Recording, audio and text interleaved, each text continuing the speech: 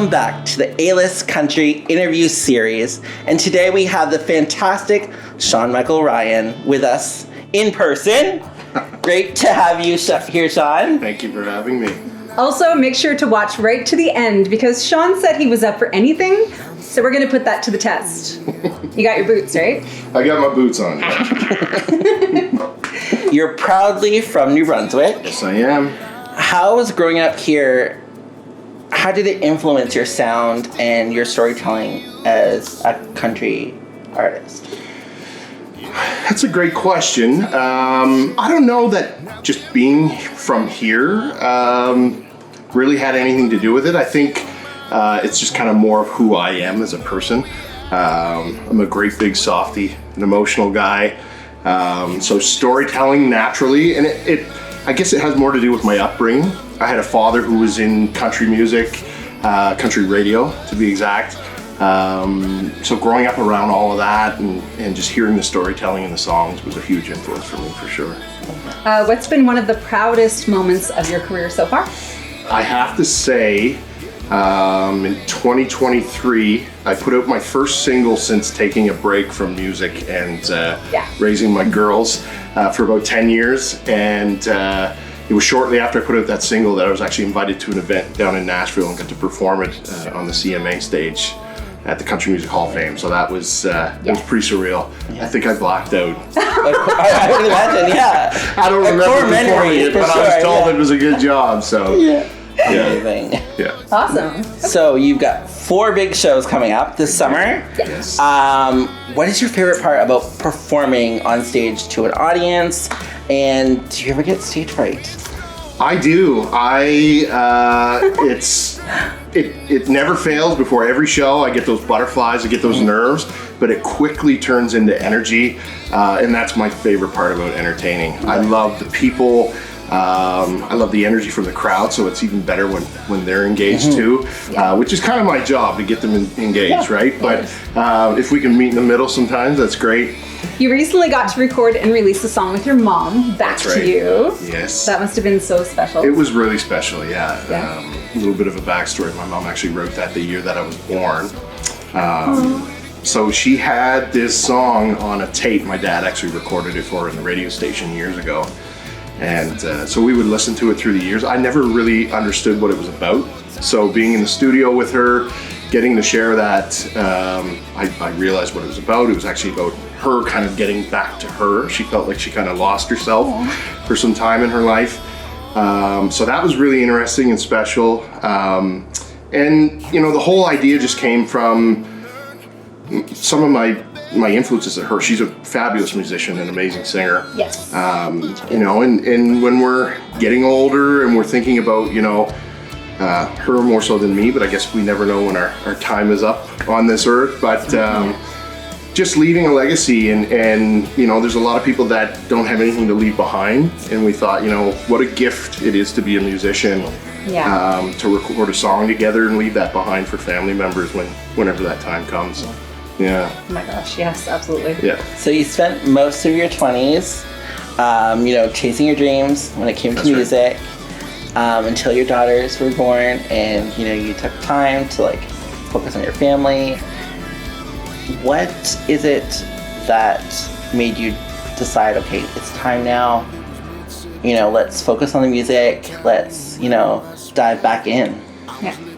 It's just, I think when you're a musician and you have that dream, there's just like a passion that burns inside you, right? It never goes away, and sometimes the harsh realities kind of sink in when you become a father, a parent, you know, and it's just kind of, it's natural. You want to be a provider and be there for your kids, and you want to, you know, those first bunch of years are important. You don't want to miss those, but even when I took that time, I didn't necessarily stop. I was always writing, played shows here and there.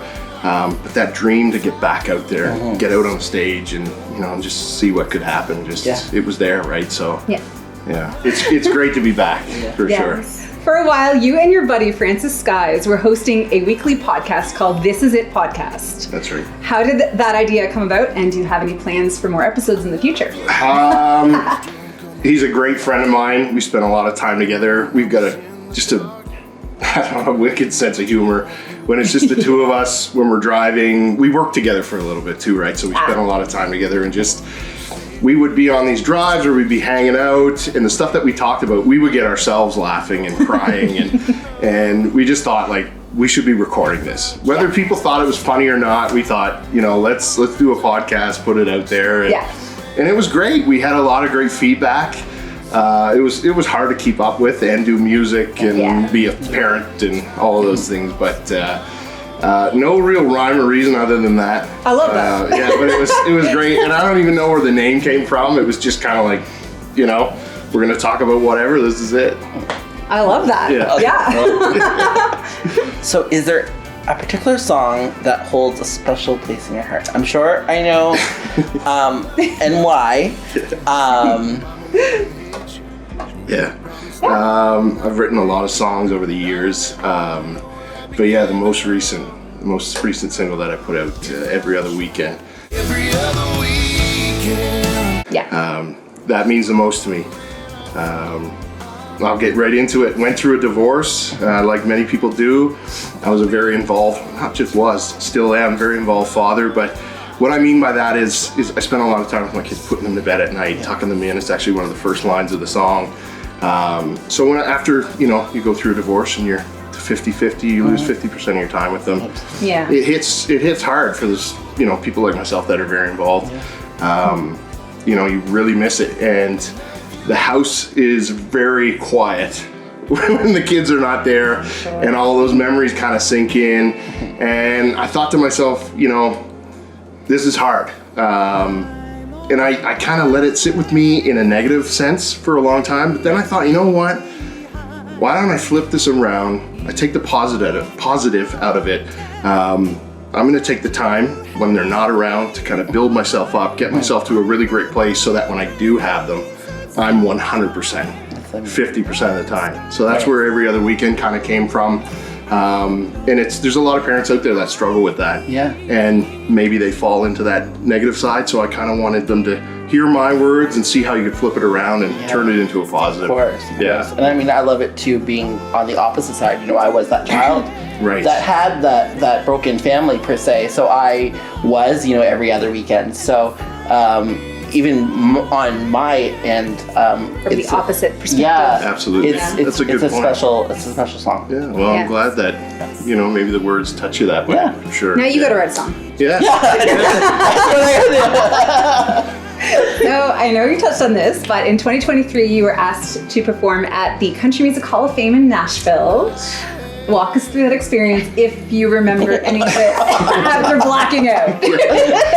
Well, I'll tell you, that day was just nerves. You asked if I get nervous before shows. Yes. That was the one.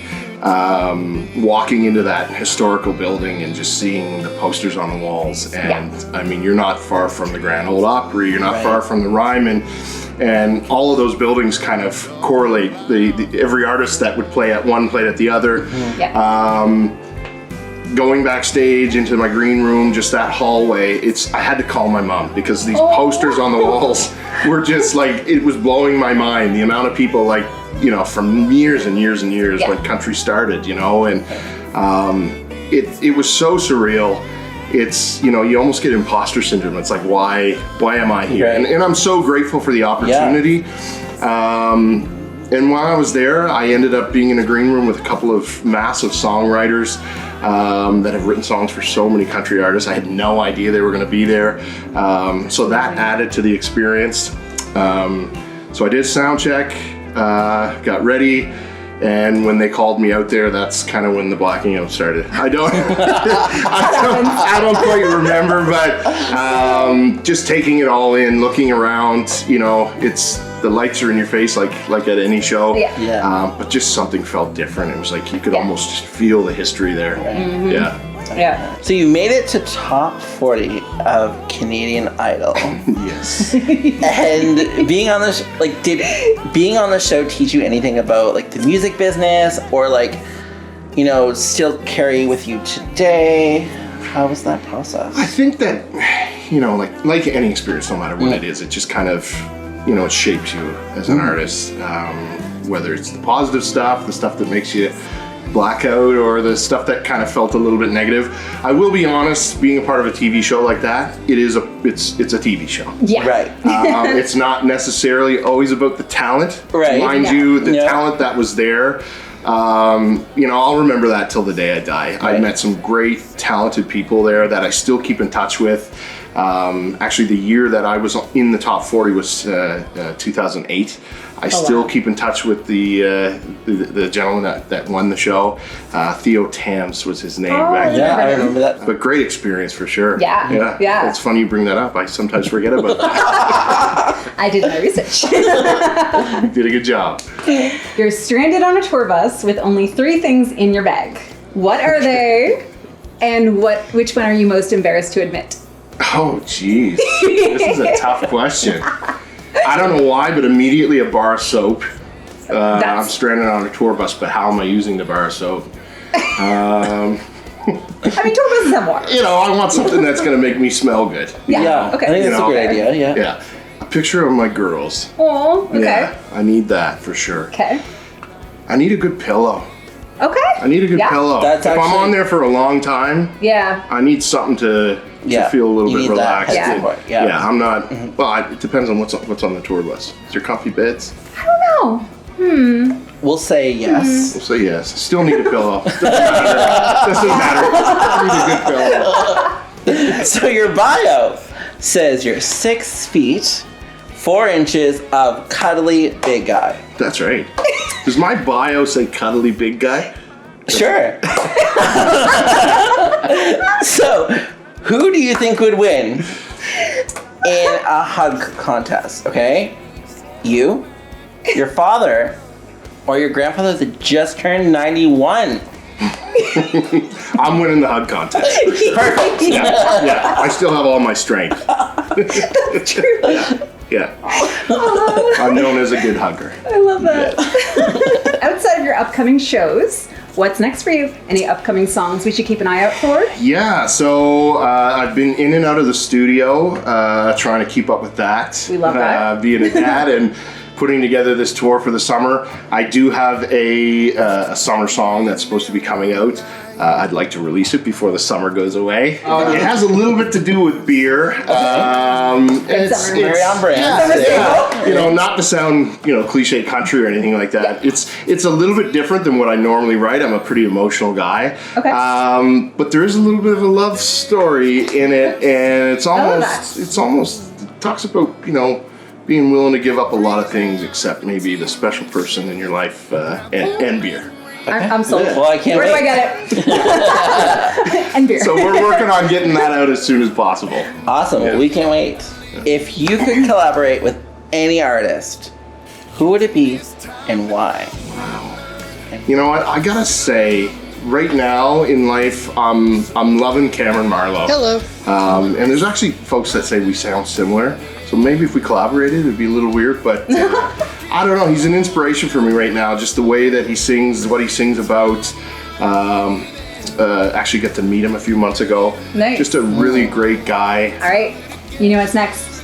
Call out who you think that we should interview next. Ooh. I think you got to get RT on here, Riley Taylor. Okay. Yeah. You heard him. Yeah. So Riley. We're looking for you, bud. Riley, we're coming for you. Well, thank you so much, Sean, for coming here in person and doing the interview. It was such a great. It was a great time. Thank you for having me. Yeah, it was fantastic, and we can't wait to see you in all of the concert festivities this Yeah, summer. It's very exciting. So we Yeah. have. I can't wait to see you guys out there too. Yeah. We'll be in the This is front. the life of the party. We'll be in the front being obnoxious. Yeah, yeah. With our cameras and all Yeah. of the things. Yeah. Love it. Love it. Yeah. All right. Stay tuned.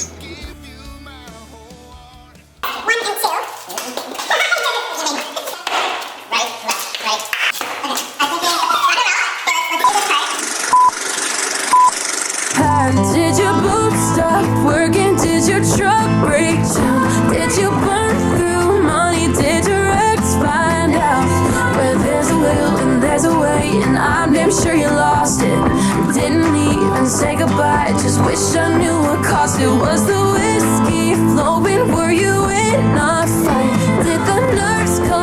you, what's your